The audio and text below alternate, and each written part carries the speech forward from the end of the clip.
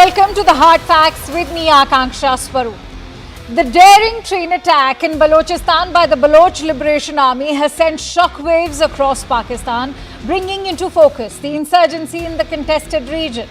Viewers, we are now going to be bringing you these visuals that you can see on your screen that show the precise moment of the attack where the Jafar Express, carrying 400 passengers in 9 coaches, was going from Quetta to Peshawar and was stopped with the use of explosive near the tracks.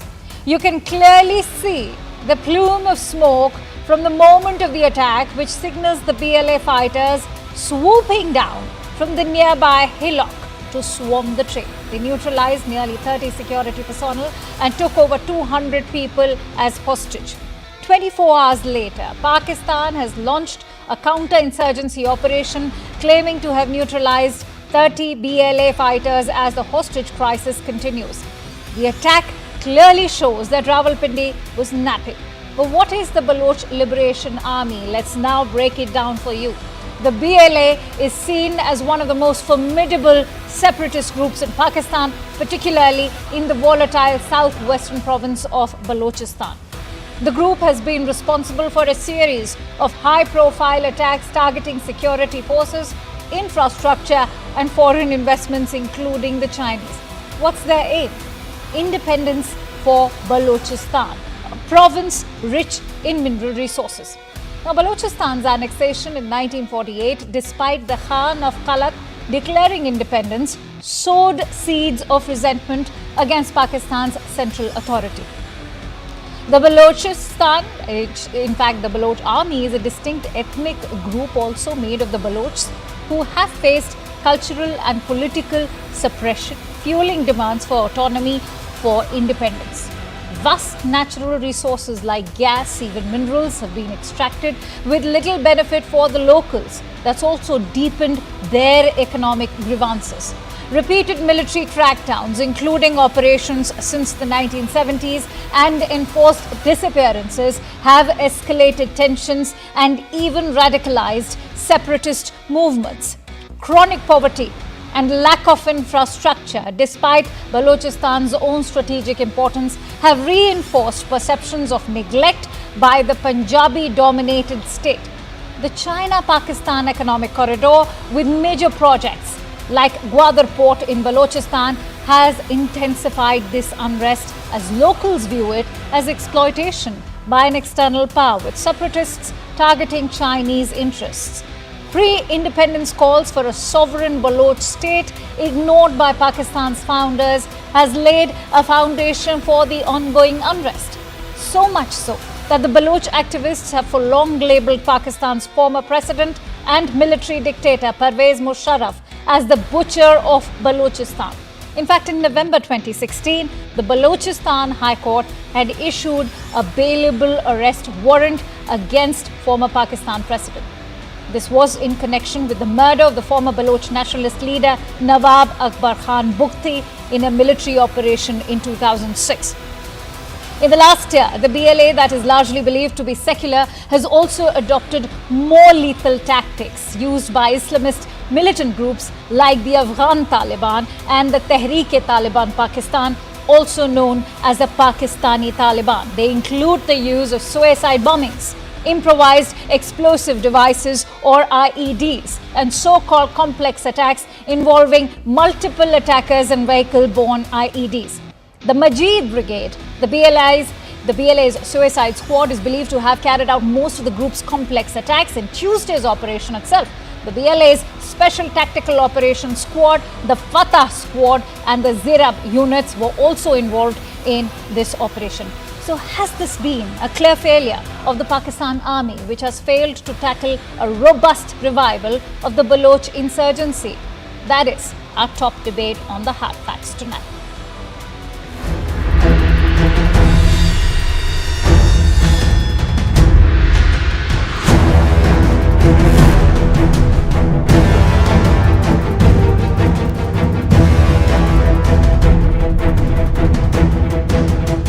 Station cross किया हमने, उसके 15-20 minute बाद, आधे घंटे के बाद ये बस से हादसा हुआ।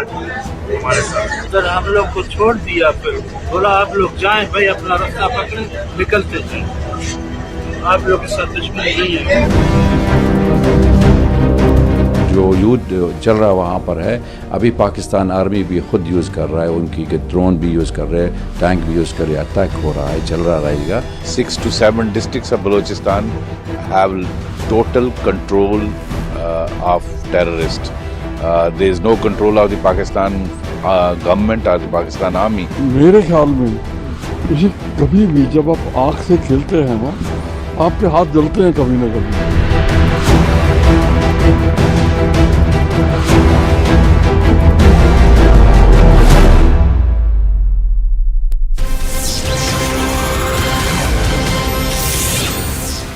All right, we have some breaking inputs coming in as we deep dive into this segment. The first reaction of Pakistani Prime Minister Shehbaz Sharif has arrived now on this entire train siege. He says, and let me quote, that he's spoken with the Chief Minister Sarfaraz Bugti, who briefed me on the latest developments in the heinous terrorist attack on Jafar Express. The entire nation is deeply shocked by this dastardly act and saddened by the loss of innocent lives. Such cowardly acts will not shake Pakistan's resolve for peace. I offer my heartfelt condolences to the families of the martyrs. May Allah grant them the highest ranks in Jannah and bless those injured with a swift recovery.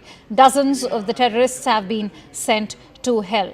Pakistani Prime Minister Shehbaz Sharif's first reaction over there coming in as he takes to X to share his deep shock. On that note, let me also now introduce our guests. I'm joined in by Rohan Gunaratna, who is the author and terrorism expert. Let me also bring in Jamal Baloch, who's a Baloch activist. Lieutenant General Sanjay Kulkarni is also joining us. He's a retired defense expert now. And Omar Altaf, who's a Pakistani journalist, also joined in by Mike Baker, who's a former CIA covert operations officer and now a host of President's Daily Brief podcast. Many thanks to you, gentlemen, for joining in. Mike, I want you to have a look at those visuals. I believe you've already seen them. What do they speak of the level of planning and the kind of precision that's gone into this attack? What's your assessment? Right. Well, look, they've had time to reconnaissance their target. This has been a target for the BLA in the past. So, in a sense, you asked earlier, was this a failure of some sort? Well, it was a failure in the sense of being proactive and understanding that you had a target that the BLA had been working on in the past. They had attacked the tracks. They had shut down the Jafar Express in the past. They've suicide bombing on a train station. So the military and the intelligence service knew that, this was, from the BLA's perspective, a legitimate target. And so they had their time. A slow-moving train of this size and of the distance that you're talking about, it's a vast expanse of territory. So they had the opportunity to pick and choose their site, which is very important when you're talking about planning an operation of this sort. So all the advantage, in a sense, was with the BLA. And yes, it's a very difficult thing to do from the government perspective. How do we protect a train like this, that's such a big target over such a vast expanse of territory? That is very difficult. But I would argue that they've had recent examples of the BLA's interest in attacking this target in the past, recent past, and they probably could have been more proactive. I want to bring in Rohan Gunaratne on that note. Rohan, what's your understanding, or rather the assessment of this entire attack that's taken place? It shows that it's a precision attack. A lot of planning has indeed gone into it. And look at the way they've in fact even conducted that blast. They've managed to have that blast without even derailing that entire train.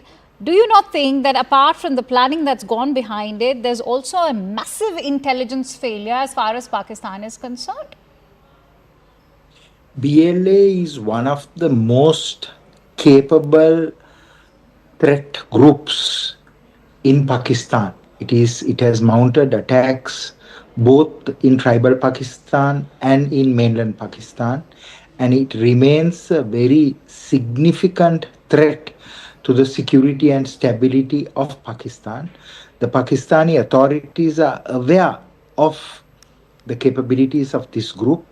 Pakistan should do everything possible to dismantle this organization, because this group poses a very long-term threat to the security and stability. Balochistan is the most resourceful province, but it is also the poorest province in Pakistan.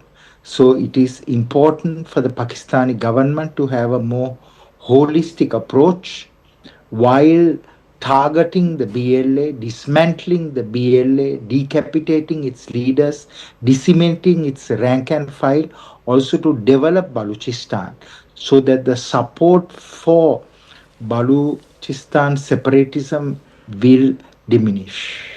Jamal Baloch, I'd like to bring you in on that bit about support for Baloch. And do you think that it is now becoming a result of the kind of brute force that's being used by Pakistan, which is now manifesting in the kind of attack, not just being witnessed as far as the hijacking of Jafar Express is concerned, also not to forget what happened on 26th of August in 2024 when the military installations were also attacked, so was the bridge. Well, Balochistan is struggling for its independence from 1948, and the struggle has always the support of the people of Balochistan, because the people no longer want to be under Pakistan's occupation.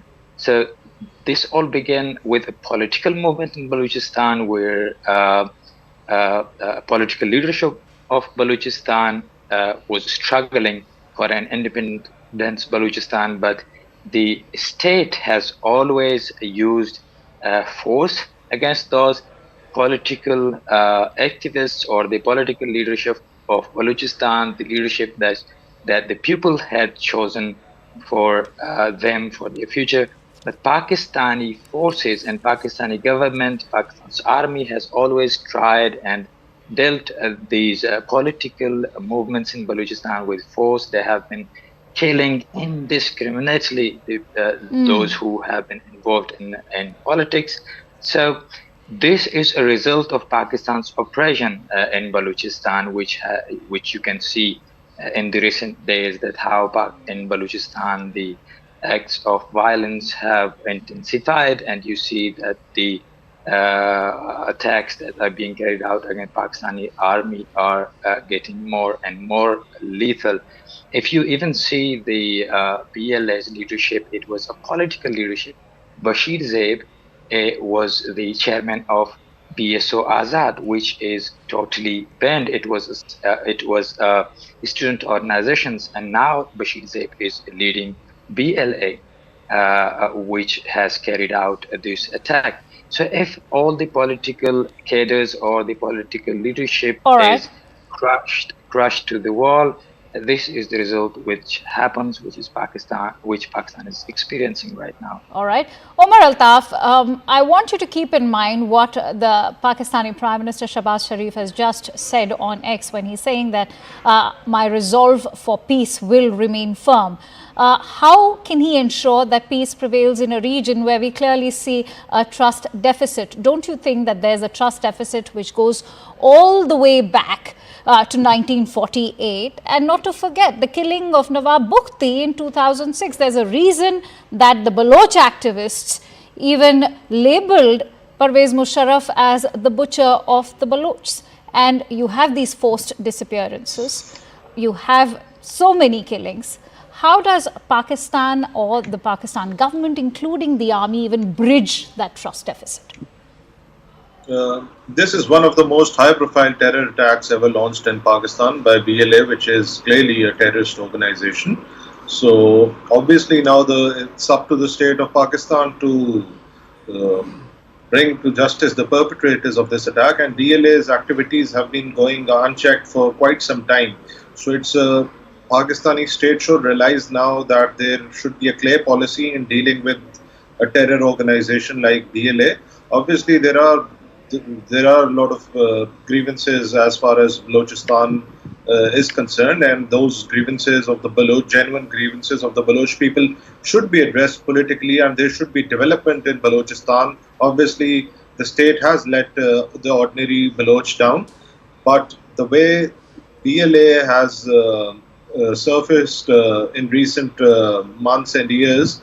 So obviously the Pakistani law enforcement agencies, the military and the government need to come up with a strategy to dismantle this terror organization, because this, if left unchecked, it poses serious threats to the stability of Pakistan, and it's only causing destruction for the to the people of Balochistan. So in days to come, I hope that the state of Pakistan responds to and takes this threat very seriously and comes up with a proper strategy to deal with this menace of BLA. Lieutenant General Kulkarni, the menace of BLA, what has led to this menace of BLA? I'm sure you will be able to shed more light. And what we are seeing today, is this not a manifestation of a failure of the Pakistani army? Also, how is this now going to translate for the own reputation and, of course, the morale of the Pak army? Akanksha, it is not just the Pak army, it's the Pak state itself. Obviously, the Pak state has control of the army, and that's the only country in the world that has an entire country to itself. You know why I emphasized on the army? Because you have 30 security personnel that included the ISI and the ATF who have been killed. Akanksha, having said that, right from the time, like rightly the Baloch spokesperson has just about said that, right from 1948, it had Muhammad Ali Jinnah, who himself stabbed who? The Khan of Kalat. And thereafter his brother started the insurgency movement. And what do we have thereafter? Complete deprivation. The Balochis have never felt part of Pakistan. They had an option whether to choose to join India, join Pakistan, or get independent. The Khan Kalat chose independence. And look what Muhammad Ali Jinnah did. He got him to sign the instrument of accession, and thereafter the insurgency starts.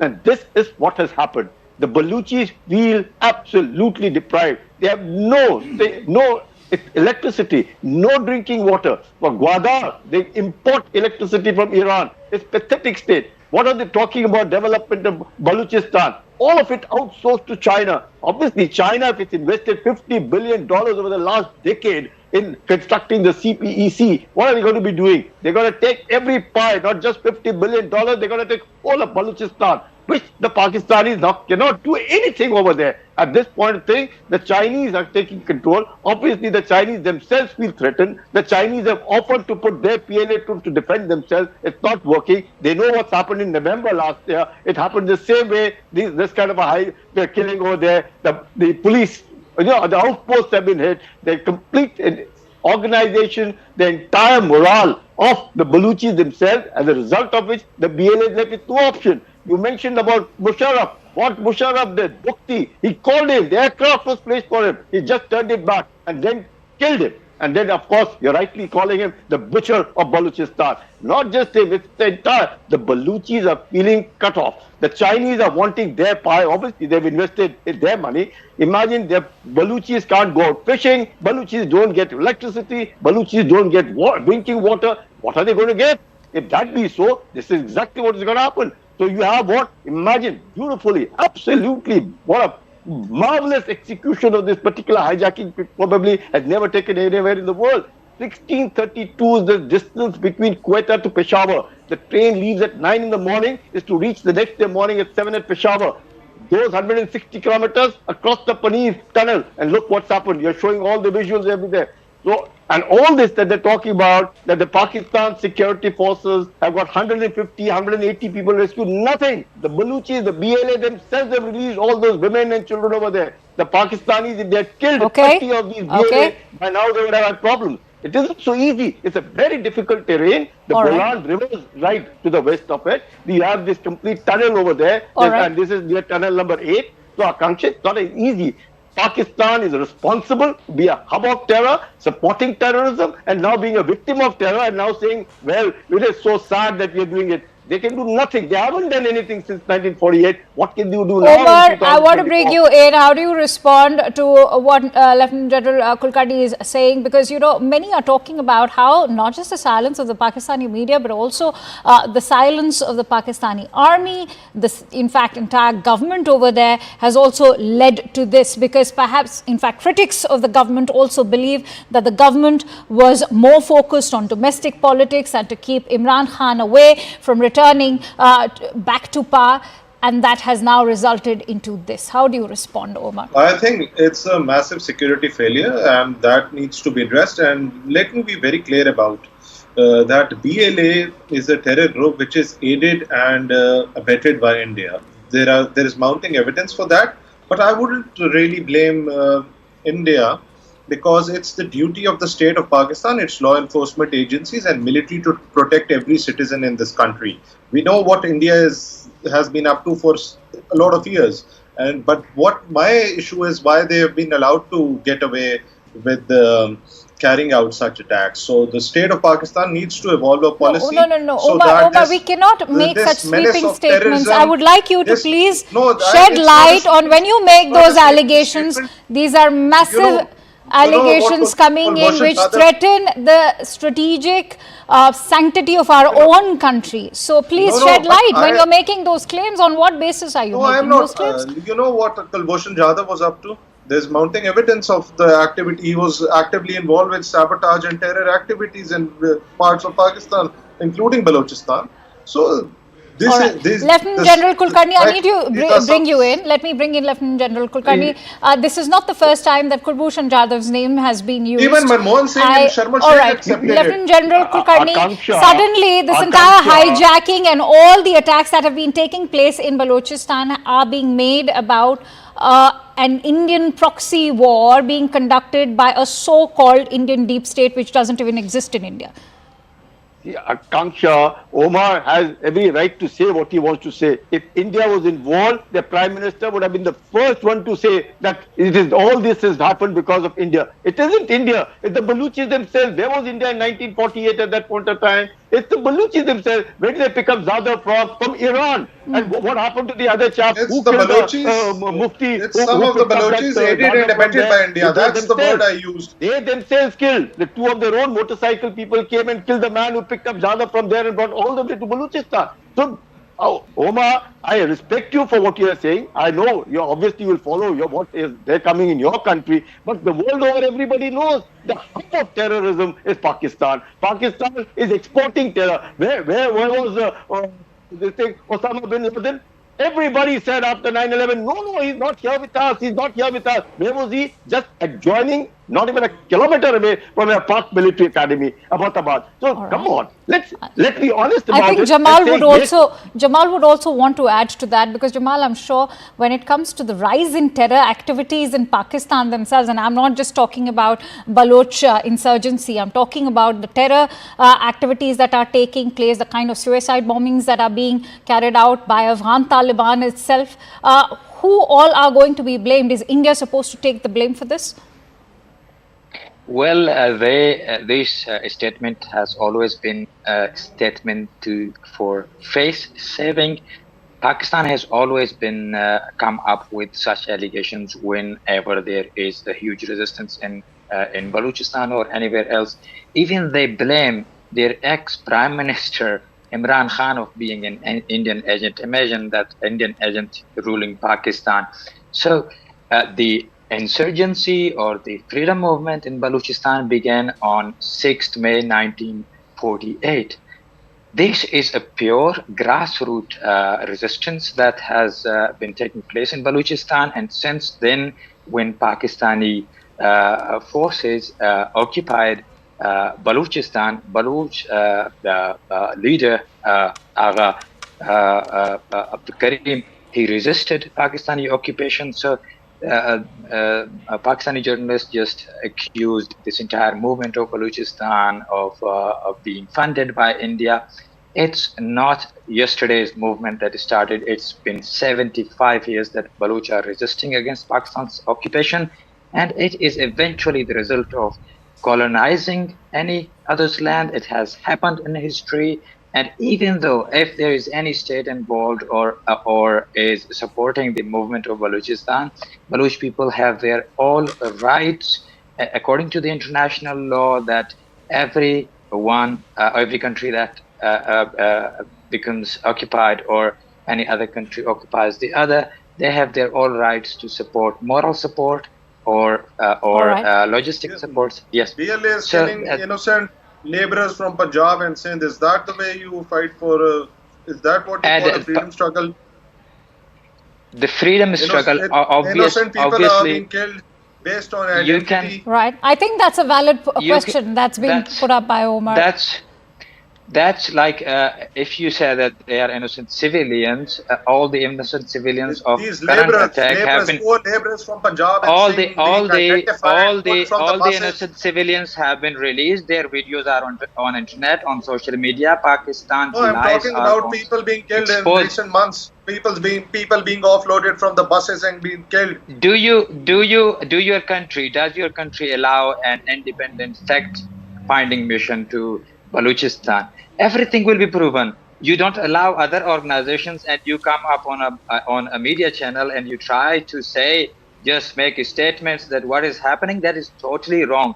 You have never seen Balochistan as closely as I have seen Balochistan. All right. In Balochistan, we are a part of a movement. Our movement is totally it's related to human rights. It's a violent, armed, anti-terror movement. But when you talk about this movement, Mike Baker, I want to bring you in. Let's talk about this entire movement. I ask Mr. Umar, did you ever make a report on enforced disappearances in Balochistan? 45,000 yes, I condemn that. I totally people are condemn forcibly that. disappeared. All right, but here we are looking, in the last 1 year itself, Mike, we've seen an uptick as far as BLA's own activities are concerned. I want to bring your attention to the way the BLA has been growing in strength and in size. Look at the way they've been operating. They're using suicide bombers. They have IEDs. They are using lethal weapons. In fact, they are now divided in various squads. You have a special tactical operation squad. You have a Fatah squad. You have a Zirab unit. And in fact, Tuesday's entire operation also involved the Majibs. And the Majibs are also known for their suicide bombings. So when you're looking at such a hierarchy in an army, what does it speak of the growing strength? There has to be some external force which is aiding an entire army. They have safe havens in Afghanistan and even in Iran. So what do you make of the growing strength of the BLA? Yeah, it's not unusual in the sense of for an organization like the BLA to evolve in the way that it's evolving. It becomes more sophisticated in its oversight, its command and control.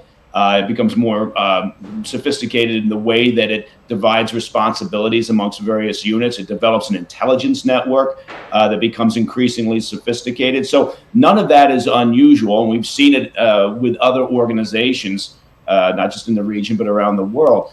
As far as access to weaponry, unfortunately, there is a great deal of material, of hardware, munitions, and also of expertise that floats around in this underground world where you have a variety of experts, of people who are capable of moving weapons in the gray arms and arms market. And so none of this is a surprise in the sense of the BLA's evolution, right? And look, I can't speak anywhere near as eloquently to the history of the BLA or to their grievances or to the politics and a possible resolution. All I can talk about is the operational aspects of this. You look at this ambush on the train, and again, to an earlier point I made, the BLA had all the advantages here. They had the opportunity to study, and as the general pointed out, this is a very well-known target, right? They know what the schedule is going to be. They know the route because it's a train and it only goes one way. So they had all the advantages to set the time and the place. Right? And they likely also have a sophisticated enough intelligence network that they also have, and this is just speculation on my part, but this is what these organizations do. They have insight into the Pakistan military and intelligence services. They may have sympathizers, the supporters, and they're able to use that to their advantage as well. Absolutely. They have had to have some kind of intel input coming in, because they couldn't have been aware of the fact that there were Pakistan security personnel who were going on leave and traveling in that passenger express. So it is a massive intel failure, no doubt about that. But I want to, in fact, make a fact check over here, Omar, for you, which I just discovered, that Jadhav was kidnapped by Mullah Omar Irani of Jaish-ul-Adl from the Sarbaz city, and it was Iran who later handed over Jadhav to the Pakistan army. So as far as the location of Jadhav is concerned, I think it's best to steer clear from any speculations. I want to bring in Lieutenant General Kulkarni for closing thoughts, perhaps. Let's look at the wider geopolitical ramifications of this. What, in your assessment, is this going to lead to, especially when we've seen the kind of attacks that have been happening, the one in 2022 where 2 Chinese nationals were also targeted. They were, of course, very much associated with the CPEC. How is this now going to sort of impact the relationship between Islamabad and Beijing? And what is the role of the other neighbors over here, including India, including Iran, including Afghanistan? Is Pakistan finding itself isolated? Akanksha, you had that Maulana Diesel in their parliament say very clearly that there are 6 odd districts of Balochistan all set to secede from Balochistan, and probably they would even get their recognition from UN. Nobody else. It's their own person in their own parliament stating so. What have the Chinese said? Look, if you cannot defend our people who are working in the CPEC, we bring in our people and defend it. The Pakistanis have put a division to defend them. They can't defend them. What, again, as he said in the parliament, that not one army post exists over there. Not one police post exists over there. Everybody is vacated, because the terrain is extremely difficult unless you have, and only the locals over there who can move around. And all the Punjabis, the problem over there is the exploitation by the Punjabis. This is what the Balochis have never ever liked, the exploitation of the Punjabis. And that is what is going on. So you find the Chinese are totally upset, obviously, because the CPEC, they have invested 50 billion, or they may have invested $30 billion. They are not going to invest. Have you ever seen an airport the kind that has been made at Gwadar, an international airport? How many aircrafts have taken off? Not even one. Can you imagine would anybody invest a kind of an international airport at a place where people don't get electricity, don't get drinking water, have nothing, the poorest of the poor, and that is where you have an international airport. That is exactly what China is doing. China is willing to invest, but the price will have to be paid by Pakistan. Pakistan is willing to outsource and dump Balochistan, and the Balochis are obviously aware of it. How else would President Musharraf and the ex-president get Bukti killed? And what would he say about all these chaps, whoever they were Pakistani? I'll give closing thoughts to Omar and Jamal as well. I want to quickly bring in Omar. Omar, how do you respond to that, and what is going to be the end game over here? The end game is going to be this group has to be decimated, and the security forces of Pakistan are capable of dealing with this challenge. And in days to come, I think there's going to be a lot of soul searching, and the government would take a decision to dismantle this group, and this state within a state cannot be allowed to continue like this. So the rate of the state has to be established in Balochistan, come what may. Jamal Baloch, how do you respond to that? Also, how much of a bone of contention is the CPEC now becoming, and your own mineral resources in the region? Well, CPC is an expansionist agenda of China, which we, the people of Balochistan, totally reject it. And we have also rejected it in the past, which resulted in a crackdown against the Baloch people, a genocide. Even the CPC route, which passes through the areas, hundreds of villages were burnt by Pakistani forces. They were burned to ashes. Thousands of people resisting this expansionist agenda that also contains the theory that China wants to station its military in Balochistan, which we totally reject, and we will never, Baloch people, allow Chinese presence in Balochistan. Neither we Baloch people will allow Pakistan to bring China in Balochistan. We will keep struggling against this peacefully. Okay. And And as what does peaceful struggle constitute? Is this a peaceful struggle? The peaceful struggle of my people since decades has been crushed by the Pakistani military. My organization, which I have worked with, our leadership was killed. Every single person talking about the freedom of Balochistan was targeted. The leadership was targeted. This is the result of your actions. These violent actions. I ask a simple question: when Bashir Zaib was leading a political movement on the ground, why your government, why your government chose to target all those leadership? I'm sure, gentlemen, all of us will unanimously agree that two wrongs will never make a right, and a 20-year-old insurgency is not going to end overnight. Perhaps it's time, or it is also a moment of introspection, not just for the Pakistan Army, but the entire Pakistan state. Many thanks to you, gentlemen, for joining in on the Hard Facts. Appreciate your time. And with that, let me now shift focus over to the other story that we've been tracking throughout the day. Controversy continues in Tamil Nadu over the national education policy as Union Education Minister Dharmendra Pradhan has made public a letter from the Tamil Nadu Chief Secretary expressing keen interest in establishing Prime Minister Shri schools in the state. Pradhan has alleged that the state government made a U-turn and accused the DMK of playing politics just ahead of next year's assembly polls to paint the BJP as an outsider planning to impose Hindi on the state. Finance Minister Nirmala Sitharaman has also attacked the DMK, saying that the party must refrain from talking about Tamil Nadu's culture as its members once manhandled Jayalalitha inside the assembly and have failed to crack down on political and honour killings in the state. Now, responding to Pradhan's allegations, the Tamil Nadu Education Minister has said that the DMK has supported the PM Shri scheme to develop schools, but it never backed the national education policy. The DMK has made Hindi imposition a major issue in the parliament, but the BJP says that the usage of Tamil has decreased in the state under the DMK.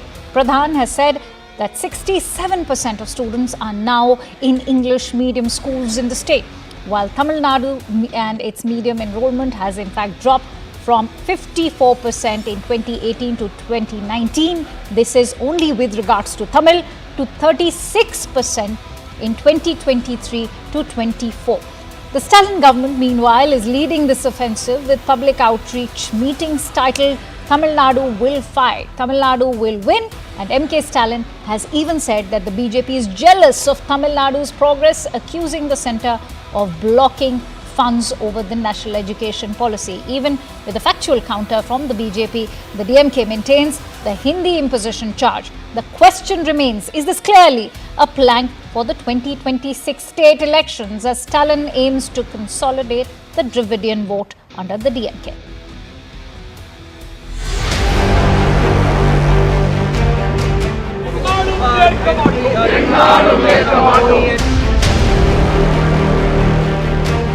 Tamil Nadu என்ன பிச்சைக்கார மாநிலமா? நாங்க உழைச்சி வரிய செலுத்தின படத்துல எங்களுக்கான நிதியை கொடுக்கறதுல உங்களுக்கு என்ன பிரச்சனை? जनता ने हमें आशीर्वाद दिया है, हम किसी भी विषय किसी के ऊपर लादना नहीं चाहेंगे, किसी को आहत करने के लिए भाषा का उपयोग करेंगे। कम से कम नरेंद्र मोदी जी की सरकार ये पाप न कभी किया है, न आने वाले दिनों में करेगा। People are hacked in the middle of the road. 28 cases of honor killing has happened in Tamil Nadu. That's the Dravidian model, and they are telling us don't preach to us. The BJP government has made it everyday occurrence to insult Tamil Nadu, insult the opposition leaders.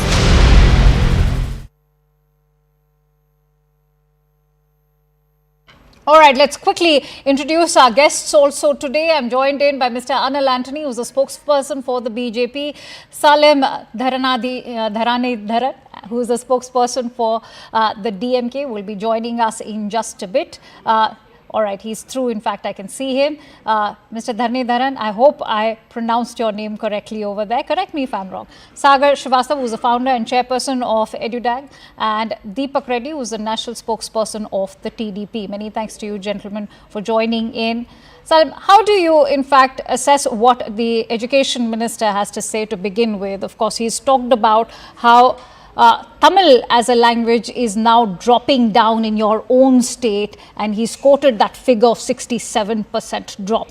How do you assess that entire figure, and where does that leave the issue of language imposition then?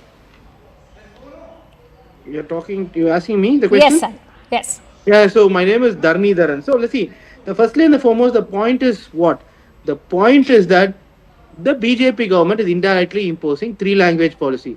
Tamil Nadu has been having a 2-language policy. Let whatever be the third language. I'm coming back why that is indeed, that's a different debate. But as of now, even consider whatever be the third language. But you're interfering with policy of a state government, which is again anti-federal. And how are you doing it? Instead of the funds that Tamil Nadu has to receive for SSA, you have not released. When we ask why it's not released, you are saying sign MOU for PM Shri. Then we are agreeing to sign MOU for PM Shri. The government says no.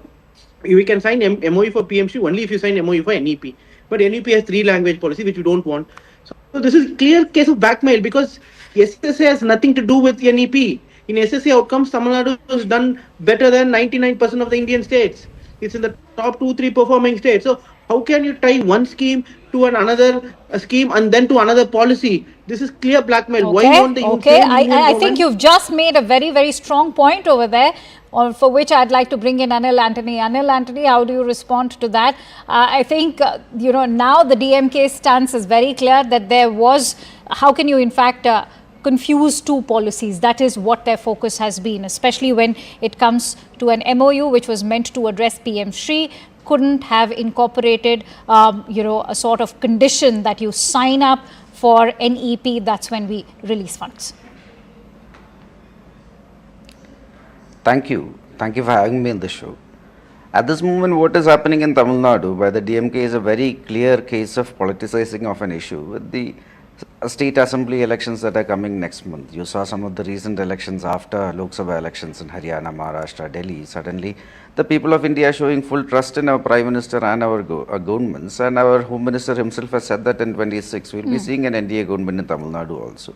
The opposition doesn't have much counter there, and finally you are creating imaginary divisions and you are creating imaginary issues. Let's just look at the history of this NEP from the first NEP. This is the third time there is a national education policy. There was one in 68, there was one in 86, there is now the last one was 2020. It is not something that just came out of the blue in 2025. Okay. It was launched in 2020 itself, and when compared to the other two education policies that existed, this is a much more inclusive policy. You look at 68 and 86, it said that there should be 3 languages, but the third language is very specifically Hindi. You look at 2020, it says that you can have 1 foreign language and then you can have 2 Indian languages, and you are giving all the states all the freedom to choose any language they want. There is no question of any imposition, there is no question of any Hindi imposition. I think there is no question of Hindi itself. If you are no, I am getting the point. Let me come to that. So you look at. I've given you time to speak, and I'll come to you as well. You look at this NEP this time. It's a 65-page document. The word Hindi is only mentioned once in that entire document. Like Malayalam, Tamil, Odia, etc. is mentioned many more times. And then we have requested every other state to follow the NEP, which every other state across India is following, except Tamil Nadu, which is just saying that we will only follow this two-language policy. They are very against 3-language policy. While you respond, Salim, while you respond to the point that's being made by Mr. Antony over there, I think it's important to also keep in mind what the chairperson of NEP 2020 policy, Mr. Kasturi Rangan, had to say. He himself has endorsed the view that this entire policy has been designed in such a manner that it promotes flexibility and no kind of language imposition, which is also what was also preached to the UGC. No. I think I'm not getting the point. The whole point is I've got the point. I just want you to keep this in mind. Let me speak. I've heard the monologues. So the point very clear is, my question is it right on the part of the union government to link a scheme A with the policy B? The union government does not have the authority to enforce the NEP, right? Because you can't, it's concurrentless. You can't enforce that or make it mandatory. But now you're blackmailing it by not releasing 2 and 5. Is it right? And secondly and foremost, in India, let's say states like UP and Bihar do only as good as sub-Saharan African countries in many socio-economic metrics. And in Tamil Nadu, Kerala do as good as Western European countries in many socio-economic metrics. When a state is so profoundly diverse than even the countries of European Union, can you have a one-fit solution for the entire country? I'm saying every state will need tailor-made solution. And more important point is NEP says by 2030, gross enrollment ratio will be made 50%. That we achieved nearly that in 2011 itself in Tamil Nadu, which means we are 20% ahead. So by following NEP, we are only going behind. But some aspects of NEP, even Sagar before wants NEP to was make a launched, point. Sagar Srivastav, I don't want to bring you in. All right, let's allow the other panelists also to make a point. I would go with Sagar. DMK spokesperson word by word. He clearly states Supreme Court impending ruling on Tamil Nadu lawsuits against the central fund withholding policies. Concurrent list status grant them autonomy to reject NEP while the center claims national standard override regional preferences. So I will definitely go by DMK spokesperson. No, he clearly you said do go by that. Okay, I'll let you finish your point and then I have a question. But the retaliation by blocking 3,000 clearly tells us by and large the mentality of the center. So it is clearly a challenge to federalism. We as a country accumulated and fragmented by strengthening on negotiations, and it is clearly a challenge. But as an educator, I would want to bring some pointers which clearly tells that India will be divided, and in 1965, what backlashes we faced with Dravidian and Aryan thing, which will come, and probably that's what my prediction. And we have some dignified people out here, but I'm predicting that it will be another U-turn, just like the farm laws, because it has got some very controversial tweaks, and the policy in rush has been implemented, and there has not been a provoking thought process. That's why the education minister is getting vulnerable when questioned. That's why he's showcasing some serious knickknacks when he is being questioned. Now, regional language preferences. So, despite NAP pledge to promote mother tongue, English medium enrollment rises to 65% in urban India. Okay, I'm running short of time. Those are figures I've already shared when I was opening the debate. Deepak Reddy, I want to ask you, who is being divisive over here? Sagar rightly said that, this could be opening a Pandora's box because you're going to bring back the entire conflict between the Aryan and the Dravidian model. But having said that, what is this backlash speaking of? Are we still stuck in the dark ages, and are we refusing to move on and evolve as a nation where multilinguistic capabilities are also encouraged for students? A very good evening to everybody.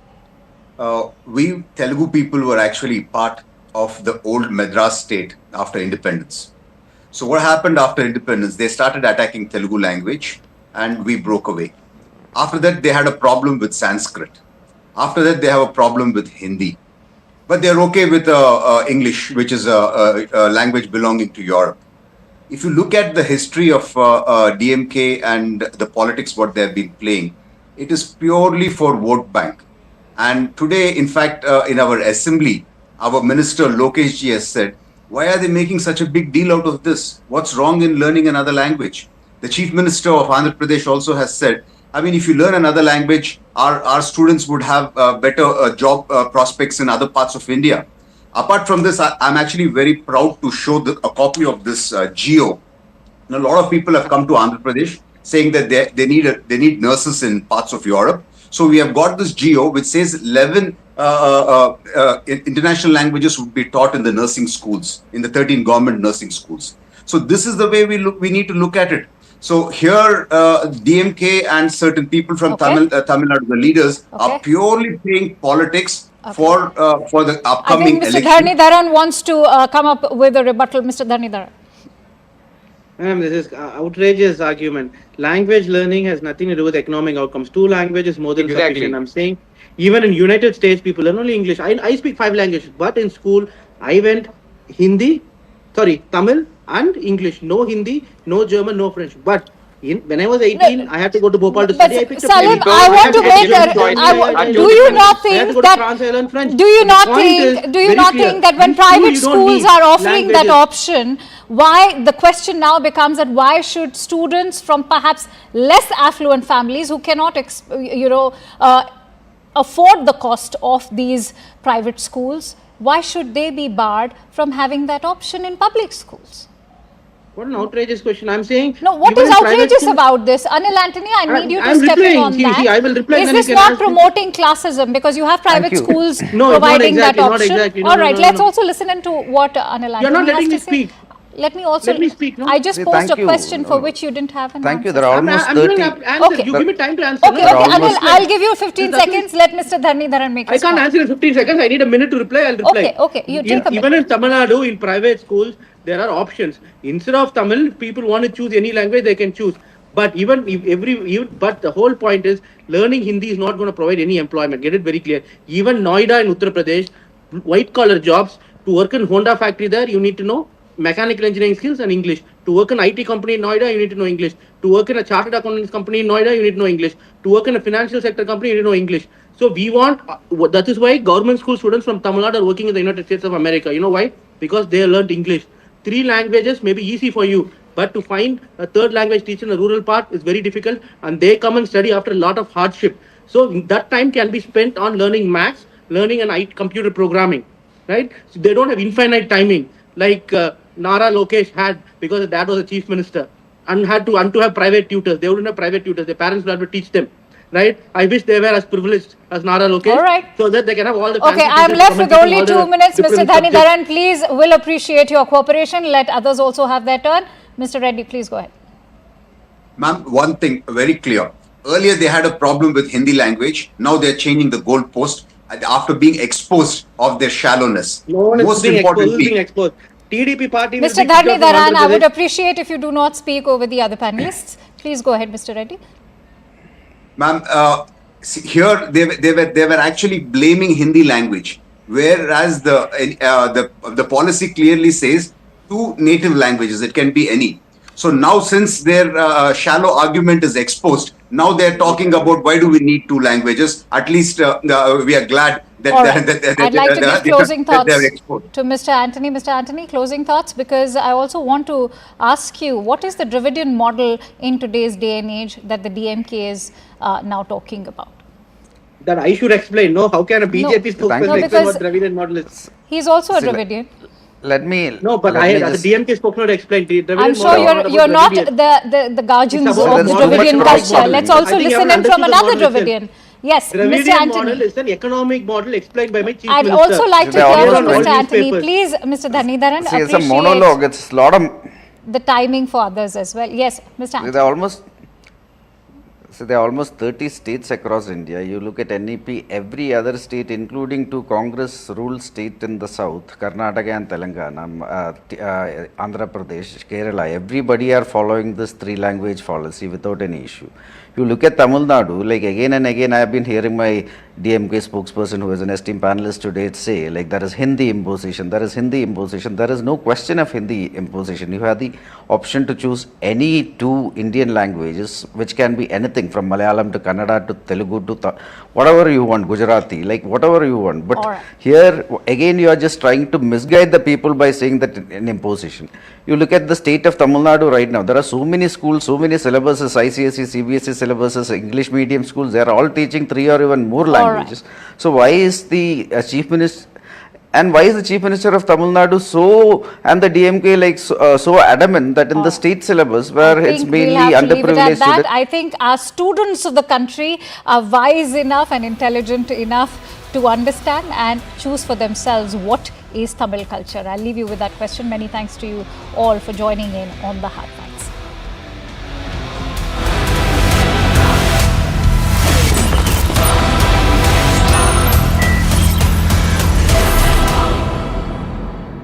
Presented by Audible.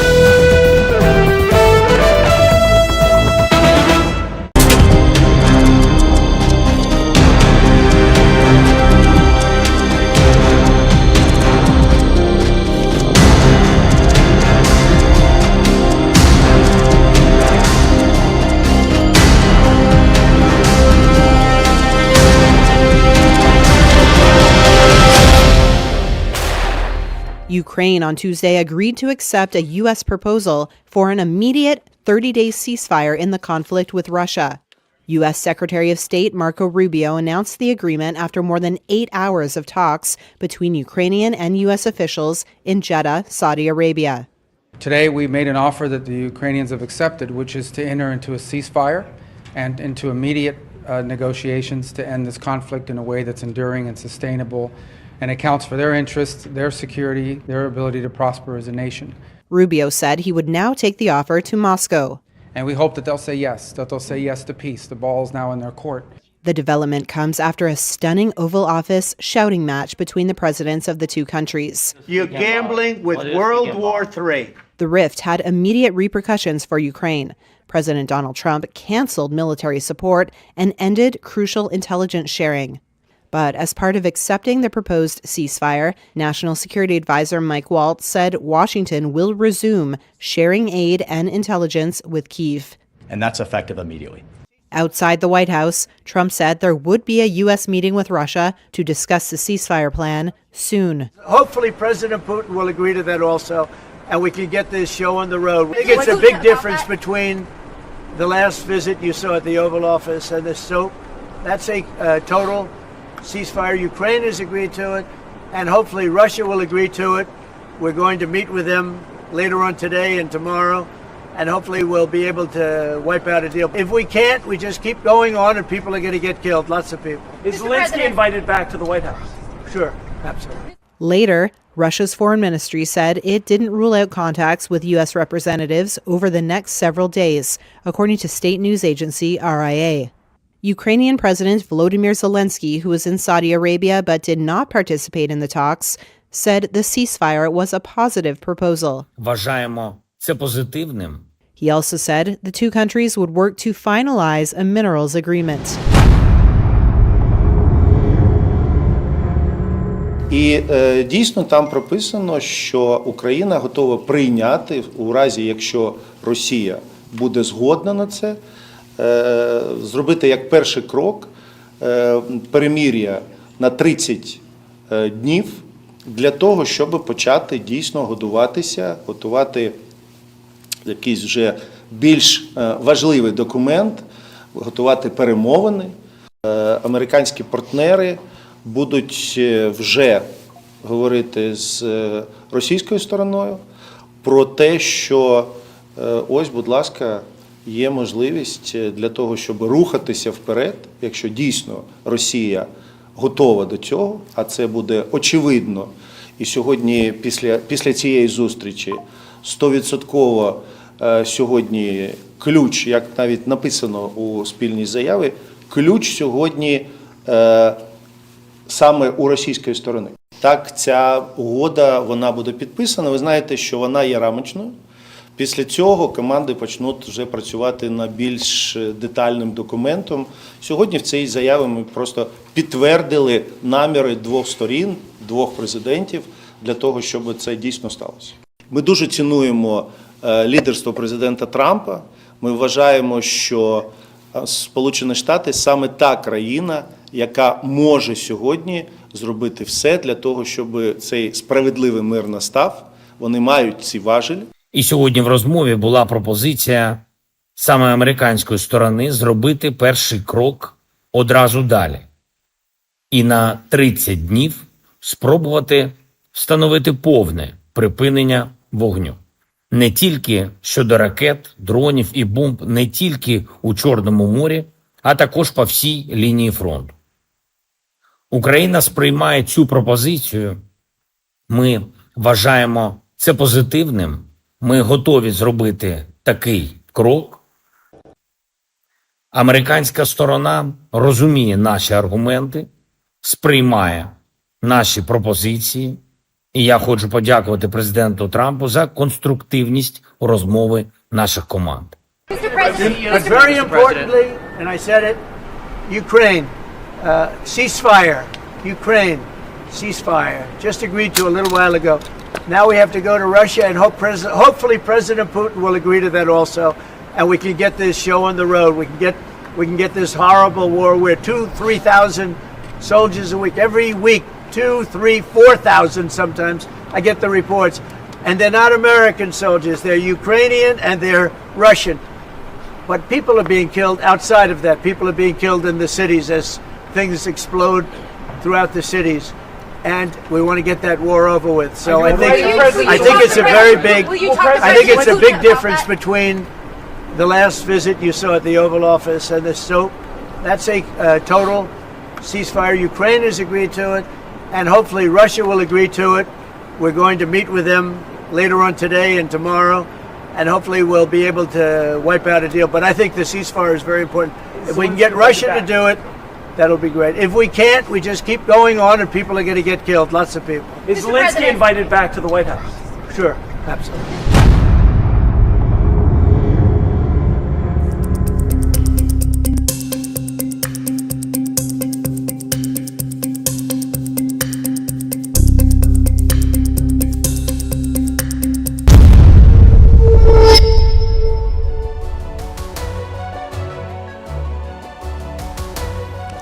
Hello, Namaskar. This is First Post and you're watching Vantage with me, Palki Sharma.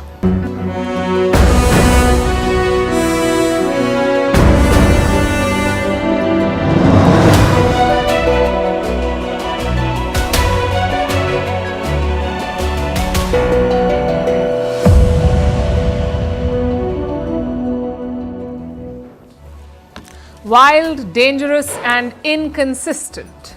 That's how Donald Trump's Ukraine policy was described, but now it's on the verge of delivering. Ukraine has agreed to a US ceasefire proposal. They're willing to stop fighting for 1 month to discuss the next steps. The ball is now in Vladimir Putin's court. Will he also agree to pause fighting? We'll tell you what his options are and what led to Ukraine's U-turn. Meanwhile, Donald Trump turned the White House into a Tesla showroom. The